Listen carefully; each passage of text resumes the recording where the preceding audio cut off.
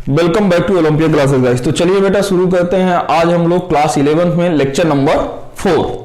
देखिए इसके पहले लेक्चर पे हमने क्या पढ़ा था, हमने इलास्टिसिटी पढ़ रहे हैं और इलास्टिसिटी में इस सबसे पहले वाले लेक्चर पर क्या पढ़ा है। यदि आपको स्ट्रेस के बारे में नहीं पढ़ा तो आप यूट्यूब पर टाइप कीजिएगा स्ट्रेस इलास्टिसिटी 01 ओलंपिया क्लासेस, ठीक है, ये आपको मिल जाएगा। रही बात अब उसके बाद क्या पढ़ा था, तो मैंने स्ट्रेन और मॉडुलस ऑफ इलास्टिसिटी ये दूसरे लेक्चर पर बताया था। तीसरे लेक्चर पर हमने न्यूमेरिकल किए थे। आज हम पढ़ेंगे स्ट्रेस स्ट्रेन कर्व। तो चलिए हेडिंग लगाइएगा स्ट्रेस स्ट्रेन कर्व। और बहुत इंपॉर्टेंट बेटा चीज है, यदि ये आती है तो मजा है, नहीं तो फिर सजा है। स्ट्रेस स्ट्रेन कर्व, ठीक है। प्रतिबल विकृति वक्र, हिंदी में क्या कहते हैं बेटा इसे, प्रतिबल विकृति वक्र। बात समझ में आया? तो देखिए इसी पर बेस्ड बेटा आपके जेई में आपका एक क्वेश्चन पूछ लिया था, कब, 2015 पे। और वो क्वेश्चन बहुत अजीब सा था। अजीब सा था क्या था, बहुत आसान क्वेश्चन था। उसने क्या दिया था कि जो हम स्ट्रेस स्ट्रेन कर्व पढ़ते हैं ना, यानी कि वाई एक्सिस पर हमारे क्या रहेगा, स्ट्रेस रहेगा, और जेड एक्स एक्सिस पर क्या रहेगा, स्ट्रेन रहेगा। उन्होंने क्या कर दिया था, उल्टा कर दिया था। उन्होंने स्ट्रेन को ले लिया था कहां पर, वाई एक्सिस में, और स्ट्रेस को कहां पर ले लिया था बेटा, एक्स एक्सिस में। अब फिर उस पर क्वेश्चन बनाए थे, तो वो क्वेश्चन अभी हम करेंगे, लेकिन पहले हम स्ट्रेस स्ट्रेन कर्व देखते हैं, ठीक है। तो बेटा ये पढ़ना जरूरी है, इस वजह से भी जरूरी है क्योंकि यदि आप आगे चलकर यदि आप इंजीनियरिंग लाइन में जाते हैं तो वहां, और यदि आपने मैकेनिकल लिया है तो आपको ये तो पढ़ना ही पड़ेगा। और ये स्ट्रेस स्ट्रेन कर्व आपका इंजीनियरिंग जो होती है, बीटेक आपका 4 साल का होता है, और चारों साल ये आपका पीछा नहीं छोड़ेगा। बात समझ रहे हो? फर्स्ट ईयर से शुरू होगा और फाइनल ईयर तक ही ये आएगा, ठीक है। तो ये तो मस्ट है, जिनका इंजीनियरिंग लाइन तरफ जाना है वो तो ढंग से पढ़ ले। देखो बेटा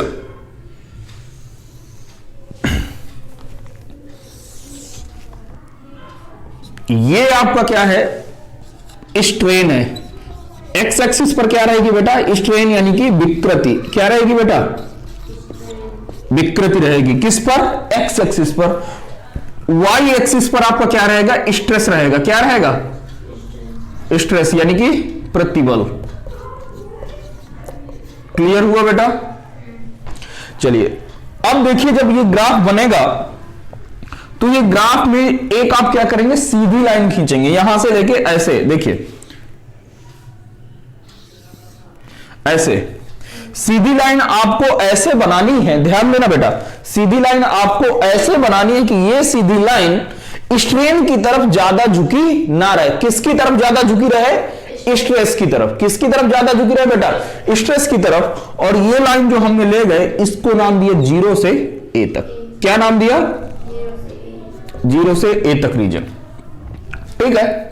ध्यान देना, ये आप ऐसा नहीं कर दोगे कि ये लाइन इधर से भी 45 और इधर से भी 45 डिग्री के एंगल पर, नहीं, ऐसा नहीं है।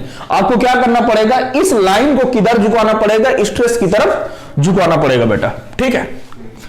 फिर इसके बाद आप ग्राफ को कुछ ऐसे लाओगे, ठीक है। फिर ये ग्राफ आपका कुछ ऐसे फिर ऐसे आ जाएगा,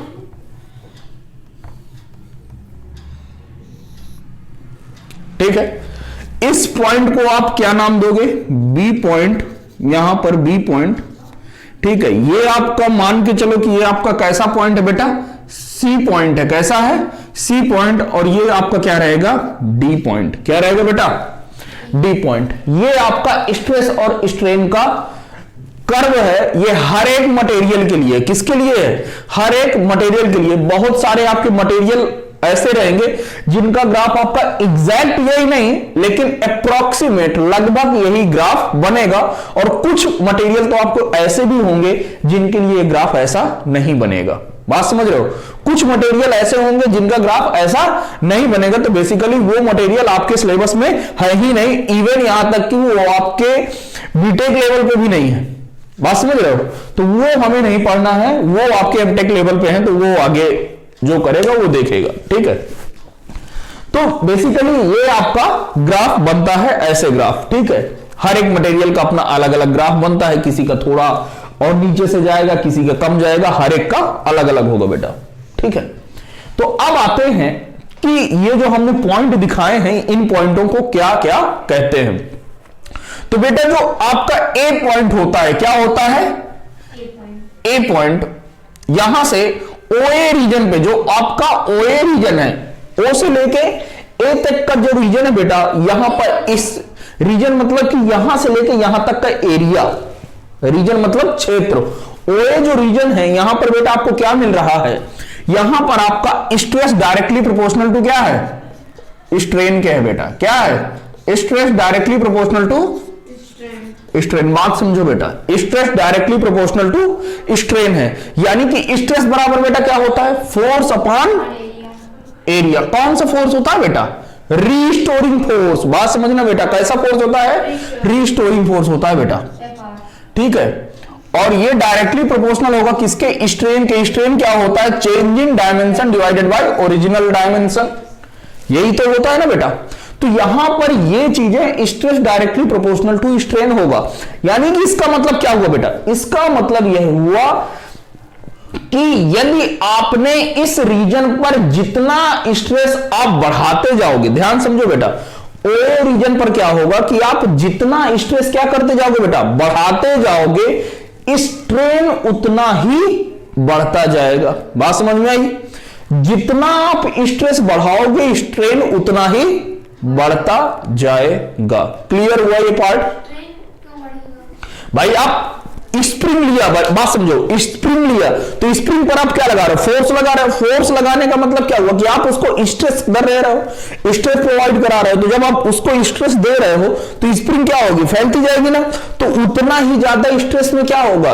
स्प्रिंग में, स्प्रिंग को आपने स्ट्रेस दिया, पकड़कर खींचा, तो खींचने के कारण उस पर क्या डेवलप हुआ बेटा? स्ट्रेस डेवलप हुआ, प्रतिबल उत्पन्न हुआ। अब उस प्रतिबल के कारण स्प्रिंग क्या हो रही है बेटा? फैल रही है। तो स्प्रिंग उतना ही तो फैलेगी ना, जितना बल लगाओ उतना ज्यादा स्प्रिंग क्या होगी? फैलेगी। यानी कि यहां पर stress directly proportional to strain होगा। बात समझ में आई? ओए रीजन पर क्या है? एक पॉइंट आपका क्या कहलाता है? Limit of proportionality. Limit of proportionality, ठीक है। ए पॉइंट को हिंदी में क्या कहते हैं? बेसिकली आपकी किताब में कुछ दिया होगा, लेकिन मुझे उसकी हिंदी नहीं पता है, अभी मैं कुछ देर में बता दूंगा। लेकिन ए को क्या कहते हैं? Limit of proportionality. तो पॉइंट ए जो आपका कहलाता है, क्या कहलाता है भैया? लिमिट ऑफ प्रोपोर्शनैलिटी,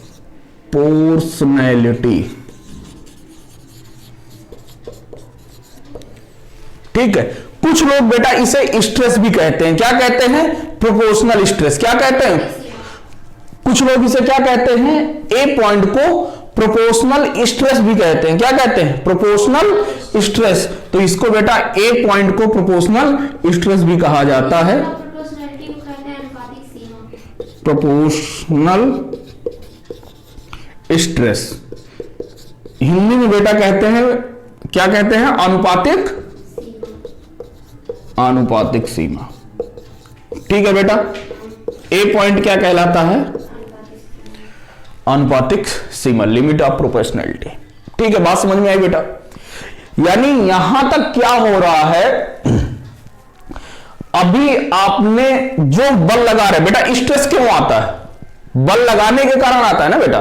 तो आपने स्ट्रेस लगाया, और लगाने के बाद यदि आपने बाह्य बल जो लगा रहे थे उसको क्या कर दिया? हटा दिया, तो क्या हो जाएगा? वो पुनः ऊपर आ जाएगा।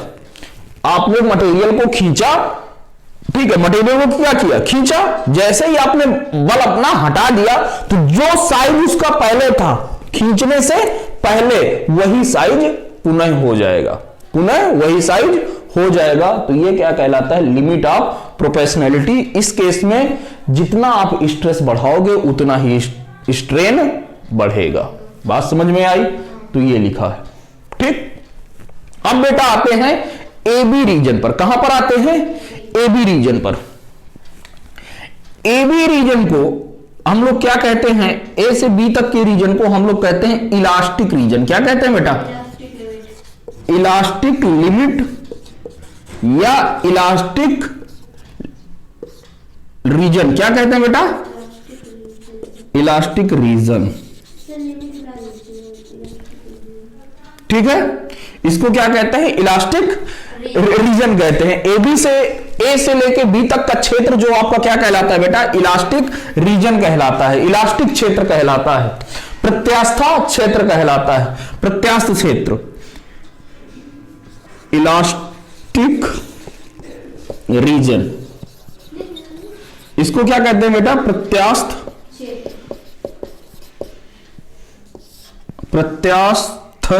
क्षेत्र।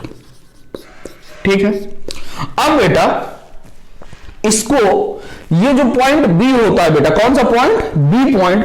बी पॉइंट को हम क्या कहते हैं? बी पॉइंट को हम लोग यील्ड स्ट्रेस भी कहते हैं। क्या कहते हैं? Yield stress. यील्ड स्ट्रेस, इसी को कहते हैं इलास्टिक स्ट्रेस। क्या कहते हैं बेटा? Elastic stress. और इसी को हम लोग क्या हिंदी में क्या कहते हैं? प्रभाव बिंदु। प्रभाव बिंदु या प्रभाव प्रतिबल या कुछ भी कहेंगे, बात समझ रहे हो ना? क्योंकि ये पॉइंट बी है क्या? पॉइंट ही तो है, तो ये क्या देगा बेटा? यील्ड स्ट्रेस देगा, इलास्टिक स्ट्रेस देगा। इसी को क्या कहते हैं? Elastic limit. क्या कहते हैं बेटा? इलास्टिक लिमिट, इसी को कहते हैं। अब देखो बेटा, ध्यान समझो, ये है क्या? पहले समझ लो, बाद में तो लिखना ही है। देखो ये क्या कह रहा है कि आपने जब तक, अभी मान के चलो कि ये आपके पास क्या थी बेटा? कोई तार थी, खींचते थे, खींचने के बाद छोड़ दिया, पुनः यहां पर पहुंच गए। कब तक? ए तक। आपने स्ट्रेस बढ़ाया, स्ट्रेन बढ़ता गया।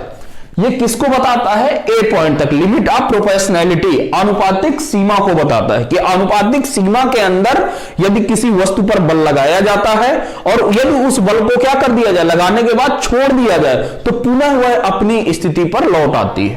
ठीक है, ये ओए रीजन के बारे में बात हो गई। ठीक है, अब बात आती है बेटा ए से लेके बी तक की। आपने क्या किया कि नहीं, अभी आपने जो बल जो लगा रहे थे वो आपने बल क्या किया बेटा? बढ़ाते जा रहे हैं। ठीक है, बल अभी क्या कर रहे हो? प्रतिबल जो है आप क्या कर रहे हो? बढ़ा रहे हो। स्ट्रेस क्या कर रहे हो? बढ़ा रहे हो। तो तार भी क्या होगी? फैलेगी। लेकिन अभी भी जब आप बी पर पहुंच गए हो, जब आप बी पर पहुंच गए, तो अभी भी जैसे ही आपने क्या किया? बल लगा रहे हो, लगा रहे हो, लगा रहे हो, बी पर पहुंच गए, यहां पर भी आपने क्या कर दिया? छोड़ दिया, बल हटा दिया। जो आप बल लगा रहे थे उसको क्या कर दिया? हटा दिया। तो बेटा आप जो है बी पॉइंट से ओ पॉइंट तक फिर से पहुंच जाओगे। बी पर छोड़ा और जैसे ही छोड़ोगे तो ओ पर पहुंच जाएगा, मतलब अपने ओरिजिनल पोजीशन पर पहुंच जाएगा। इसको क्या कहते हैं? Elastic limit. इलास्टिक लिमिट यानी कि मटेरियल के अंदर अभी भी प्रत्यास्थता का गुण है। प्रत्यास्थता का गुण बेटा क्या कहलाता है? कि आपने यदि किसी वस्तु पर बल लगाया है, बाह्य बल लगाया है, बाह्य बल लगा करके उसे आपने बाह्य बल हटा दिया, तो जितना वो खींची थी या जितना उसके आकार में परिवर्तन हुआ था, वो उसको ओवरकम करके पुनः अपनी ओरिजिनल पोजीशन पर पहुंच जाए, तो वही क्या कहलाती थी? प्रत्यास्थता का गुण। यही तो कहलाता था प्रत्यास्था, कि कुछ और कहलाता था बेटा? यही कहलाता था। तो ए से बी तक का रीजन बेटा क्या कहलाता है? Elastic region. क्या कहलाता है बेटा? Elastic reason. बी को क्या कहते हैं? Yield strength. क्या कहते हैं? यील्ड स्ट्रेंथ, यील्ड स्ट्रेस या यील्ड स्ट्रेंथ भी कहते हैं बेटा। स्ट्रेंथ मतलब ताकत।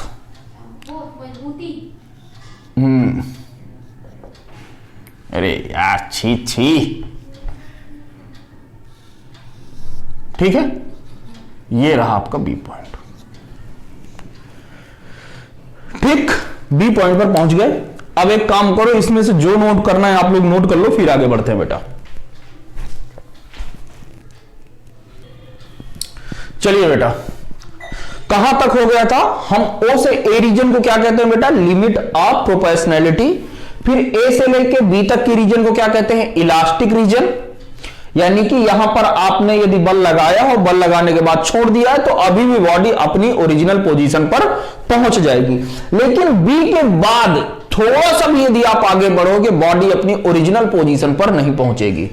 बॉडी बी पर आपने फोर्स लगाया बेटा, और बी पर फोर्स लगाने के बाद जैसे ही आप बी से थोड़ा सा आगे बढ़े, बात समझ रहे हो, बी पर थोड़ा सा भी फोर्स लगाया तो बॉडी क्या होगी? बॉडी में देखो स्ट्रेन तुरंत बढ़ जा रहा है। देखो इसके बाद आप स्ट्रेस बढ़ा रहे हो, तुरंत से क्या हो रहा है? स्ट्रेन बढ़ रहा है तुरंत। देखो कितना तेजी से बढ़ रहा है, इधर बढ़ रहा है। तो बेटा यही आपका क्या कहलाता है? बी से जैसे ही आप आगे बढ़ोगे, मतलब आपने फोर्स लगाया बेटा बॉडी पर क्या किया? फोर्स लगाया। बी के बाद अभी भी आप स्ट्रेस क्या कर रहे हो? बढ़ा रहे हो। यानी कि डिफॉर्मिंग फोर्स आप क्या कर रहे हो बेटा? बढ़ा रहे हो। तो डिफॉर्मिंग फोर्स आपने जैसे ही बढ़ाया, किसके बाद? पॉइंट बी के बाद बॉडी अपने ओरिजिनल पोजीशन पर नहीं पहुंचेगी और बॉडी पर क्या आ जाएगा बेटा? परमानेंट डिफॉर्मेशन आ जाएगा। क्या आ जाएगा? Permanent deformation. मतलब अब बॉडी को आपने फोर्स लगा करके छोड़ दिया तो अभी तक बॉडी क्या होती थी? अपने ओरिजिनल पोजीशन पर पहुंच जाती थी। लेकिन अब क्या होगा कि आपने बॉडी पर फोर्स लगाया और एक लिमिट से, मतलब कि बी से आगे बढ़ गए तो बॉडी अपनी ओरिजिनल शेप गेन नहीं कर पाएगी। बात समझ रहे हो?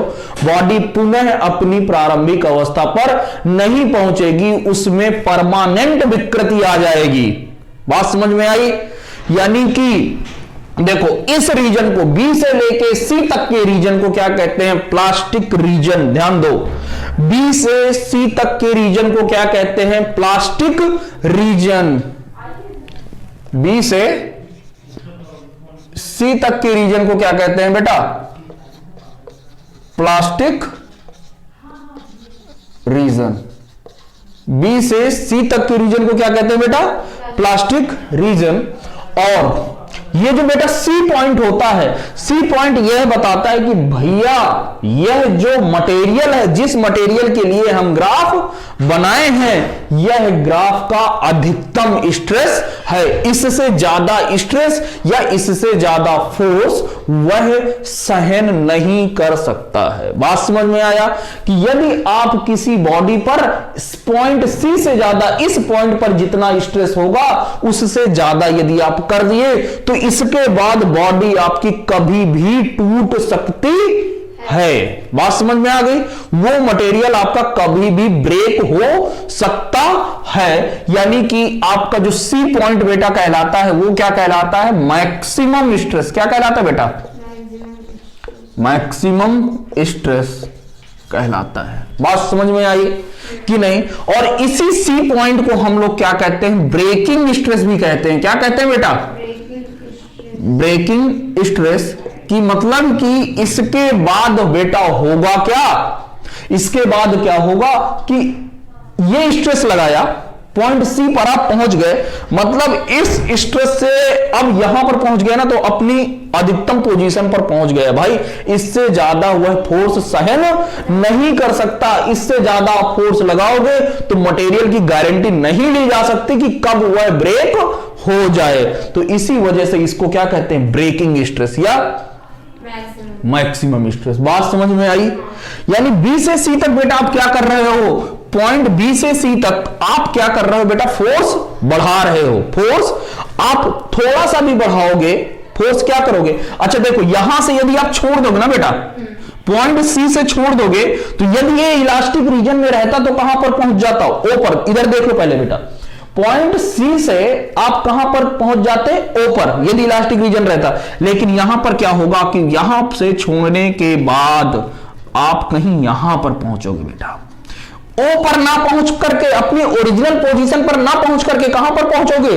किसी दूसरी पोजीशन पर। और यह ओ से लेके ओ डैश पर पहुंचोगे। और यह जो रीजन बेटा है, ये इसे क्या कहते हैं? इसे कहते हैं परमानेंट विकृति। क्या कहते हैं?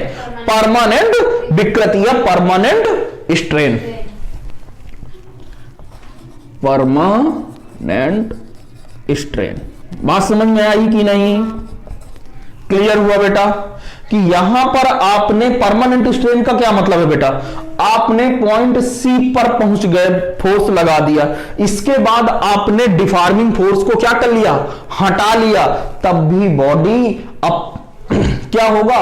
बॉडी में परमानेंट डिफॉर्मेशन आ जाएगा। इसके बाद यानी कि यदि आपने फोर्स हटा भी लोगे तो बॉडी अपने ओरिजिनल स्थान पर नहीं पहुंचेगी, प्रारंभिक जगह पर नहीं पहुंचेगी। इसको क्या कहते हैं? Permanent strain.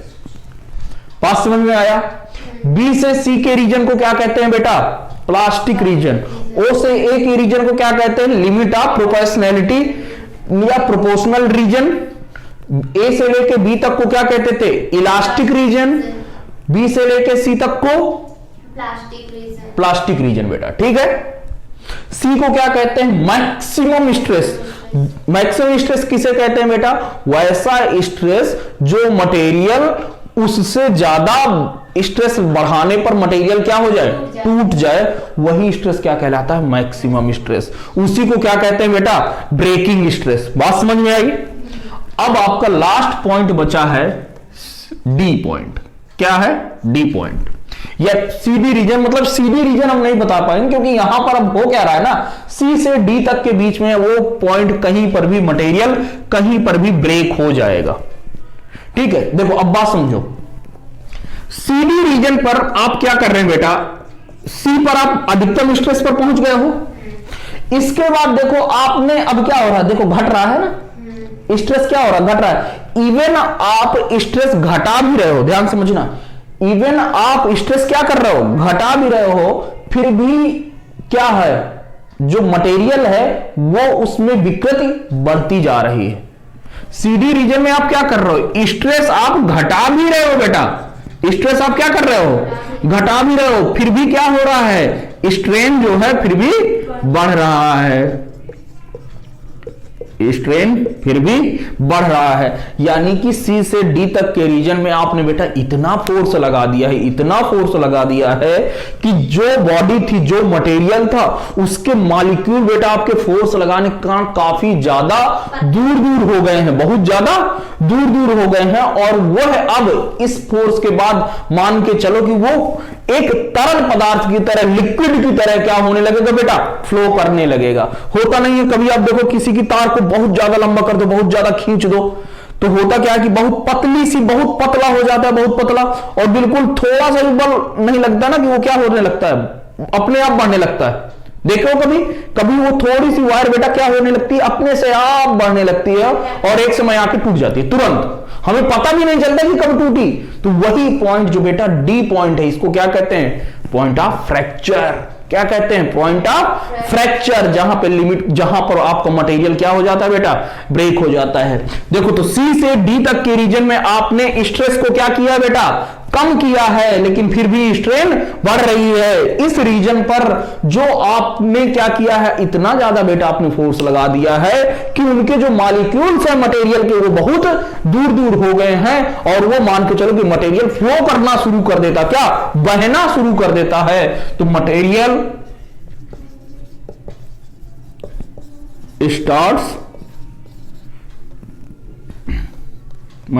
Starts flow like liquid. किसके कारण ये हुआ है?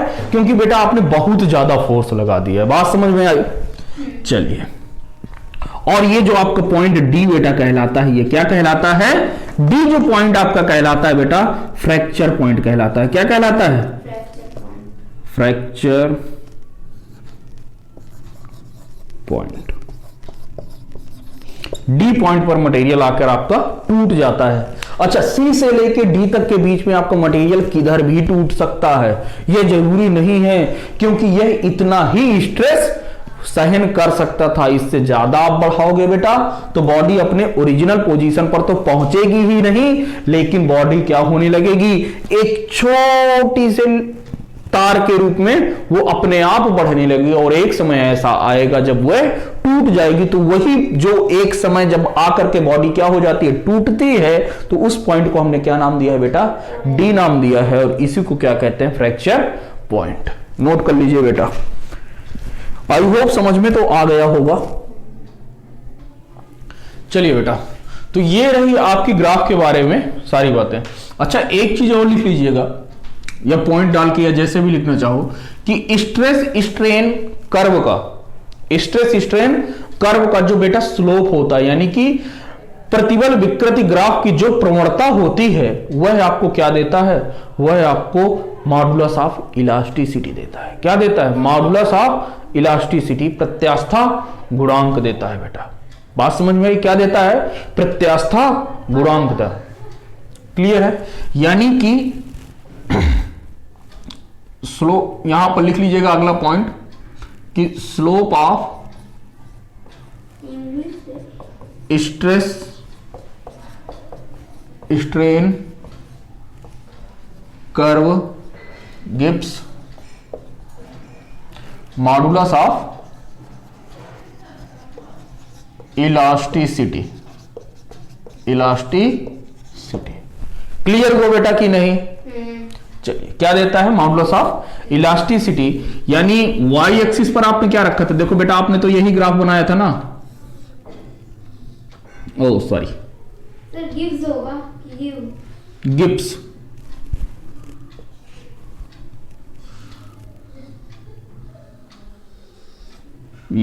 ये वाला ग्राफ आपने, ये ए बनाया था, ये बी था, ये आपका डी था, ये सी था, और ये डी था।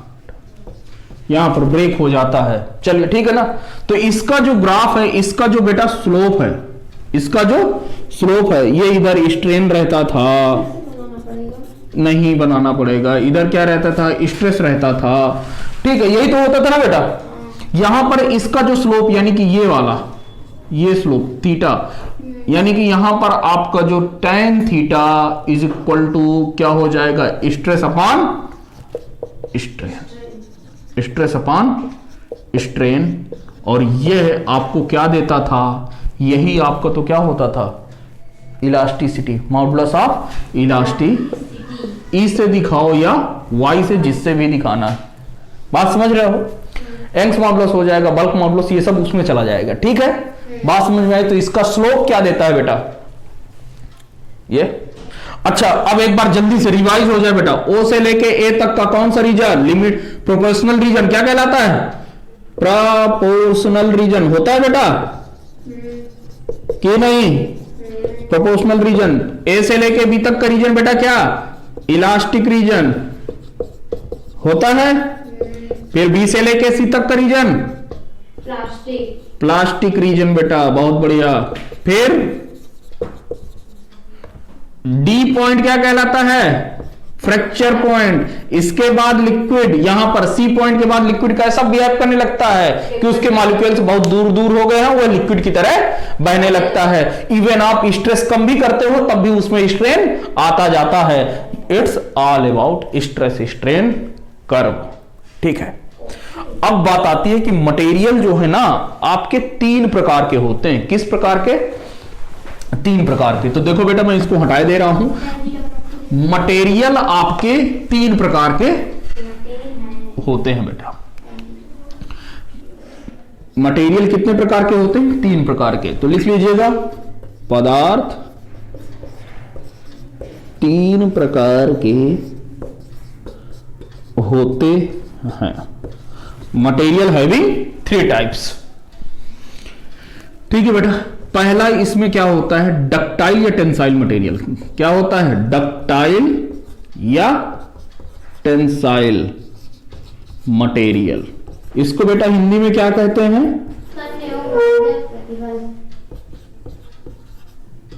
तन्य पदार्थ। तन्य पदार्थ। देखो बेटा, इस डक्टाइल मटेरियल, इधर समझ लो बेटा, बहुत आसान है, तभी समझ में आएगा। डक्टाइल मटेरियल उन पदार्थों को कहते हैं जिनके लिए प्लास्टिक रीजन अधिक होता है, जिनका प्लास्टिक रीजन बड़ा होगा उनकी डक्टिलिटी उतनी ही ज्यादा होगी, जिनका प्लास्टिक रीजन कम होगा उनकी डक्टिलिटी उतनी ही कम होगी। बात समझ में आई? तो तन्य पदार्थ कब कहलाएगा? जिनके लिए प्लास्टिक रीजन क्या होगा बेटा? बड़ा होगा।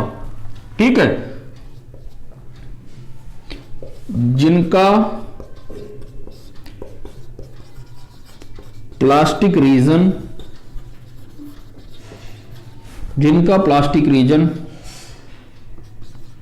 बड़ा होगा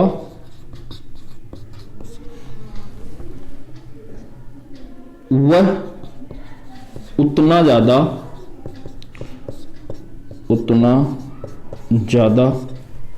डक्टाइल होंगे। देखो अभी इसकी आपको मीनिंग नहीं समझ में आ रही होगी ना, डक्टाइल कर रहा हूं लेकिन अंदर से फील नहीं आ रहा होगा, मैं समझ रहा हूं बेटा। डक्टाइल का मतलब यह है कि कौन सी चीज है या कोई ऐसी चीज जिसको आपने क्या किया बेटा, फोर्स लगाए तो खींचती चली जाए यानी कि तनती चली जाए, उसको क्या कहते हैं बेटा? डक्टाइल। क्या कहते हैं? Ductile material. ऐसा मटेरियल जिनको आप खींचो तो क्या हो जाए? खींचता ही चला जाए, उसको क्या कहते हैं? डक्टाइलिटी। और यदि कोई पदार्थ है ना बेटा वो खींचता चला जा रहा है तो उसके लिए प्लास्टिक रीजन क्या होगा? बड़ा होगा बेटा।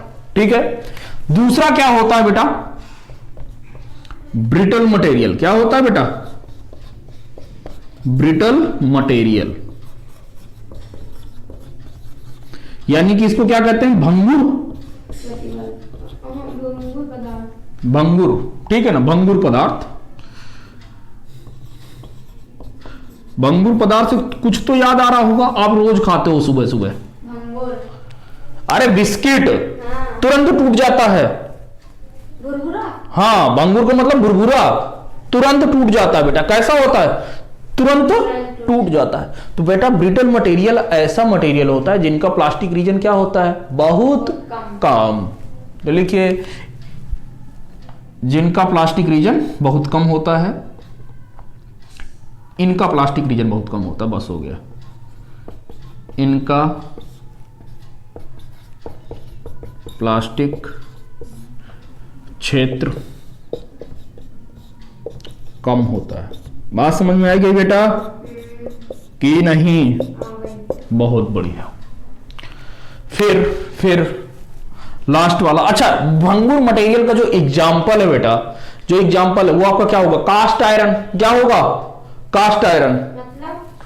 कास्ट आयरन, अब उसका नाम ही, मटेरियल का नाम ही है कास्ट आयरन। क्या नाम है? Cast iron. उसका नाम ही है, तो मैं क्या बता दूं कि उसको क्या कहते हैं हिंदी में। ठीक है, वो कास्ट आयरन होता है। कास्ट आयरन का मैं बताऊंगा जो लोहा जैसे होता है लेकिन लोहा नहीं होता बेटा, बहुत भारी होता है। कभी आपने देखा जो रेलिंगों पे जो पहले जो लोहे की रेलिंगें लगती थी छतों वगैरह में, पहले तो, अब तो स्टील की लगने लगी हैं, लेकिन पहले किसकी लगती थी? लोहे की। और लोहे की रेलिंगों के बीच में कुछ लोहे की जो मूर्ति बनती थी ना, उनके बीच में कुछ लगा दिए, वो क्या कहलाता है बेटा? कास्ट आयरन कहलाता। कास्ट आयरन, कांसा नहीं, कांसा एक अलग बात है बेटा। क्या कहलाता है? Cast iron. वो बेटा ये जो ब्रिटल मटेरियल होते हैं ना, ब्रिटल मटेरियल में क्या होता है ना कि जब कुछ टूटता है तो कट से आवाज आती है। कैसे आती है?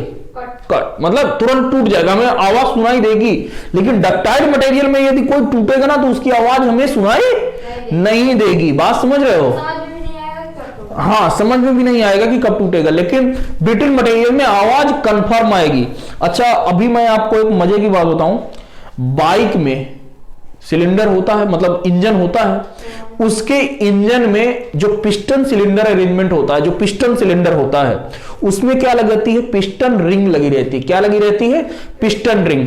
वह यदि घिस जाती है ना तो वो, उसको हम किसका बनाते हैं? ब्रिटल मटेरियल का। किसका बनाते हैं?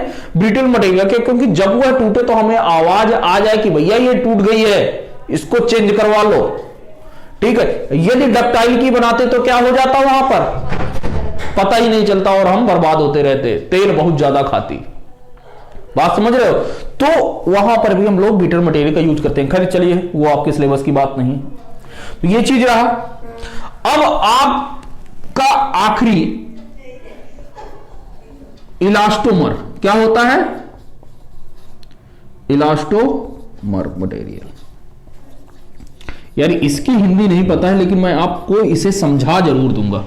बेटा इलास्टोमर पदार्थ वह पदार्थ होता है जिसमें बेटा प्लास्टिक रीजन होता ही नहीं है। क्या? इलास्टोमर मटेरियल वह मटेरियल होता है जिसमें प्लास्टिक रीजन होता ही नहीं है। प्लास्टिक रीजन गायब बेटा, इनका प्लास्टिक रीजन नहीं होता, इनका प्लास्टिक रीजन नहीं होता, प्लास्टिक क्षेत्र होता ही नहीं है बेटा। बात समझ में आई कि नहीं? इलास्टोमर बेटा वह पदार्थ है जिनका प्लास्टिक रीजन नहीं होता। अब देखो बेटा इसका एग्जाम्पल मैं दूं तो बेटा आपका क्या है? रबर। क्या है बेटा? रबर।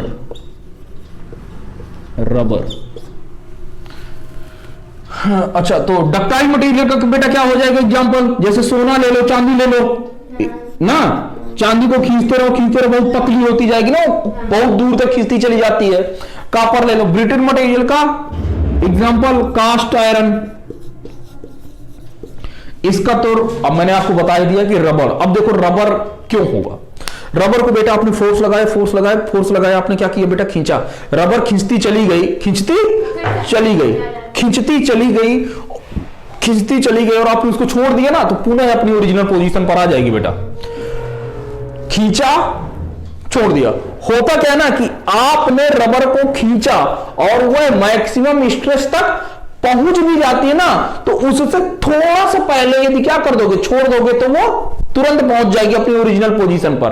और लेकिन यदि उस पॉइंट से जहां पर वह उसका मैक्सिमम स्ट्रेस है उससे थोड़ा सा आगे चले गए, टूट जाएगी रबड़। ठीक है, पता भी नहीं चलेगा कि कब टूटी। तो वह मटेरियल क्या कहलाते हैं? इलास्टोमर। इलास्टोमर मटेरियल में क्या होता है बेटा? प्लास्टिक रीजन नहीं होता है। ठीक है, नोट कर लीजिए बेटा।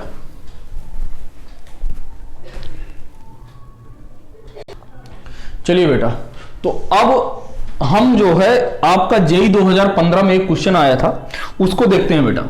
इन्होंने क्या कहा था? इन्होंने कहा था कि जो एक बालक है जो स्ट्रेस स्ट्रेन के कर्व को गलत प्लॉट करता है।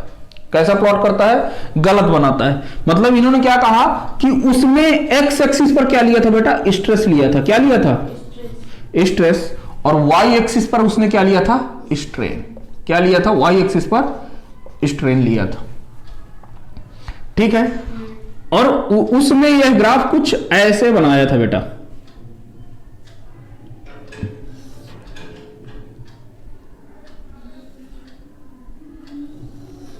ये वाला ग्राफ, इसको इन्होंने पी नाम दिया था। क्या नाम दिया था? P curve. और ये थोड़ा सा यार, सॉरी एक मिनट,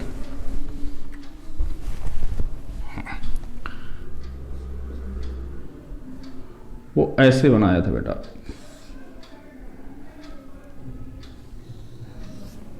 ये इसको इसने क्या नाम दिया था? उन्होंने पी नाम दिया था कि ये कौन सा कर्व है? पी कर्व है बेटा।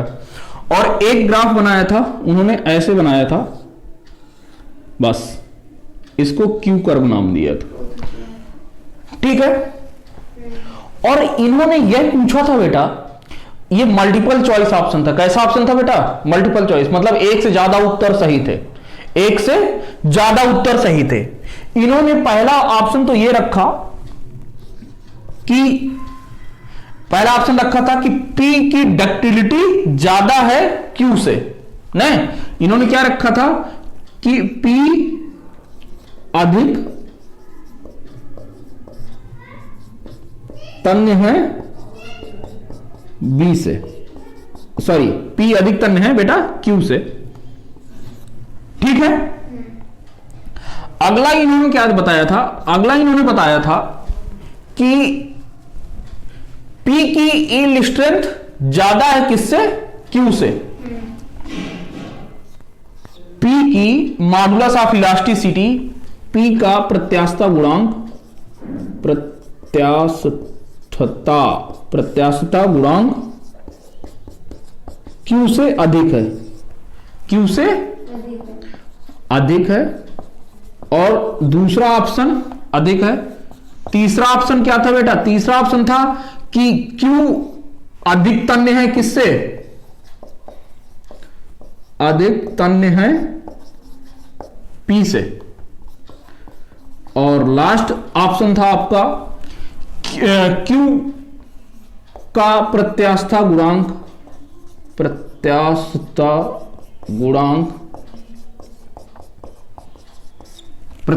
गुणांक अधिक है पी से। ये क्वेश्चन है, पी से अधिक है, वही सही है। ठीक है, चलिए तो ये आपके 4 ऑप्शन दिए थे। क्लियर। अब देखो स्टैंड को ऊपर कर दिया। मैं आपको क्या बता रहा हूं, देखो ध्यान समझना, तब अब चीजें क्लियर हो जाएंगी बेटा। मैंने आपको बताया था कि जो मटेरियल जितना ज्यादा, तन्य का मतलब क्या है बेटा? डक्टाइल। तन्य का क्या मतलब है? डक्टाइल। तन्य का क्या मतलब है बेटा? डक्टाइल। तो जो मटेरियल जितना ज्यादा डक्टाइल होगा उसका प्लास्टिक रीजन उतना ही अधिक होगा। बात समझ में आया कि नहीं? बताया था अभी अभी। तो देखो बेटा, क्यू कर्व के पास आओ। क्या क्यू कर्व के पास प्लास्टिक रीजन है? नहीं है। तो ये कैसा होगा? Brittle material. इसके पास तो प्लास्टिक रीजन नहीं है ना, इसका प्लास्टिक रीजन बहुत छोटा है, तो ये कैसा कहलाएगा? Brittle material. और ये कैसा कहलाएगा? Ductile material. तो पहला कौन सा ऑप्शन सही हुआ बेटा? पी अधिक तन्य है ना क्यू से, तो फर्स्ट ऑप्शन सही। क्लियर हुआ? फर्स्ट ऑप्शन सही हुआ। अब आते हैं, यानी कि क्यू अधिक तन्य है पी से, ऐसा तो हो ही नहीं सकता, ये ऑप्शन हट गया। अब आते हैं, ये बेटा आपको क्या पता है? आपको पता है कि स्ट्रेस स्ट्रेन का जो स्लोप होता है, क्या होता है बेटा? स्ट्रेस स्ट्रेन कर्व का जो स्लोप होता है बेटा, वो क्या देता है? प्रत्यास्था गुणांक देता है। यही तो देता है ना बेटा, प्रत्यास्था गुणांक देता है। लेकिन ये क्या हो गया? ये तो स्ट्रेन स्ट्रेस का स्लोप है ना, तो स्ट्रेन स्ट्रेस का जो स्लोप होगा, स्ट्रेन और स्ट्रेस का जो स्लोप होगा वो बेटा क्या देगा?